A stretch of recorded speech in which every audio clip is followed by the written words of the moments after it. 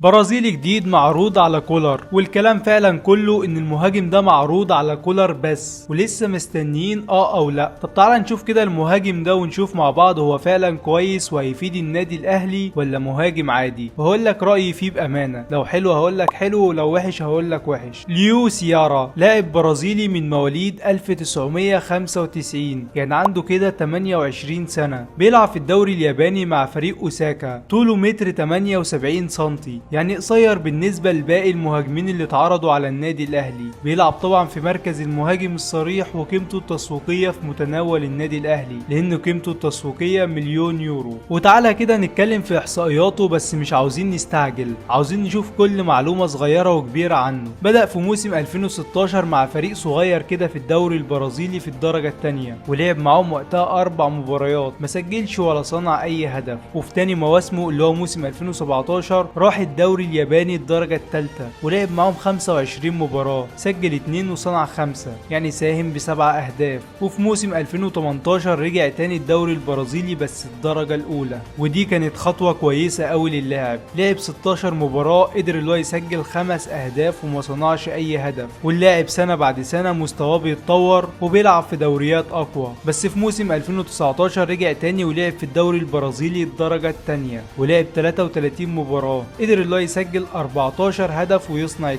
يعني ساهم ب 16 هدف. وفي موسم 2020 برضه لعب تاني في نفس الدوري، ولعب 42 مباراة، قدر اللي هو يسجل 20 هدف ويصنع 3 اهداف، يعني ساهم ب 23 هدف. وده موسم كويس للاعب، بس خلينا فاكرين برضه انه في الدرجة الثانية في الدوري البرازيلي. وبعدين بقى بيتعاقد معاه نادي يوكوهاما الياباني علشان يلعب معاهم في موسم 2021، ولعب معاهم وقتها 32 مباراة، قدر اللي هو يسجل 13 هدف ويصنع 7، يعني ساهم ب20 هدف في الدوري الياباني الدرجة الأولى، وده موسم كويس قوي. وبيلعب معاهم موسم كمان وهو موسم 2022، ولعب وقتها 39 مباراة، قدر اللي هو يسجل 16 هدف ويصنع 3، يعني ساهم معاهم ب19 هدف، وده برضه موسم كويس للاعب. واللاعب بقاله كده 4 مواسم متألق علشان يجي بقى في الموسم ده ويروح فريق اوساكا الياباني، ولعب معاهم 29 مباراة، قدر اللي هو يسجل 11 هدف ويصنع 3، يعني ساهم ب14 هدف، وده برضه موسم مش وحش وموسم كويس للاعب. يعني كده اللاعب في اخر 5 سنين متألق. اللاعب ده معروض على كولر. طب ايه المميزات اللي موجودة في اللاعب ده وكولر هيلاحظها فيه؟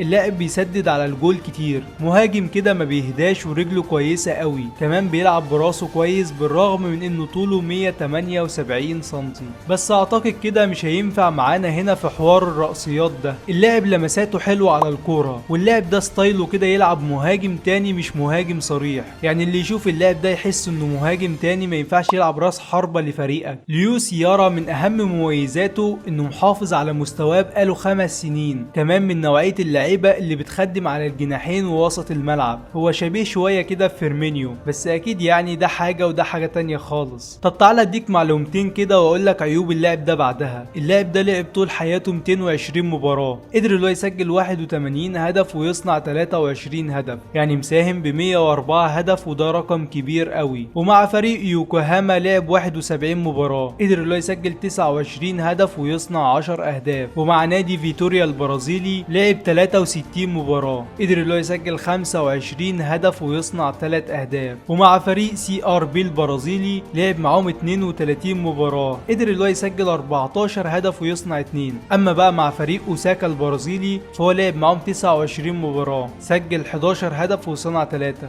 اللاعب ده من عيوبه ان هو جسمه زايد شوية، محتاج شغل كتير قوي لو جه النادي الاهلي. كمان اللاعب قصير، مش هينفع وسط الدفاعات اللي بيعملها طارق العشري والمدربين اللي بتلاعب النادي الاهلي، لان المدربين دي بتلاعب النادي الاهلي ب11 لاعب جوه المنطقة، فاللاعب ده بكل تأكيد مش هينفع معاهم خالص. اللاعب 28 سنة، بس حاسه ان هو يلعب معاك موسم وهيريح بعدها. يعني في مهاجمين 29 سنة و30 سنة بس تقدر تديك لسه موسمين 3 جايين، اما ده تحسه خلاص هيشطب قريب. اكيد كولر مش هيقتنع باللاعب ده، ودي وجهة نظري، ولو كولر اقتنع فانا بثق في اختيارات كولر. بس انا بالنسبة لي اللاعب ده مش كويس خالص، واتمنى ان هو ما يجيش النادي الاهلي. وبكده يكون الفيديو خلص. يا ريت بقى تقدر تعبنا وتعمل لايك للفيديو وتعمل اشتراك في القناة وتفعل زر الاشعارات، واهم حاجة بقى ما تنساش تصلي على الحبيب عليه افضل الصلاة والسلام وتوحد الله. اشوفكم على خير، سلام. Even when you feel low, you can still go. Even when you feel slow, you can still go.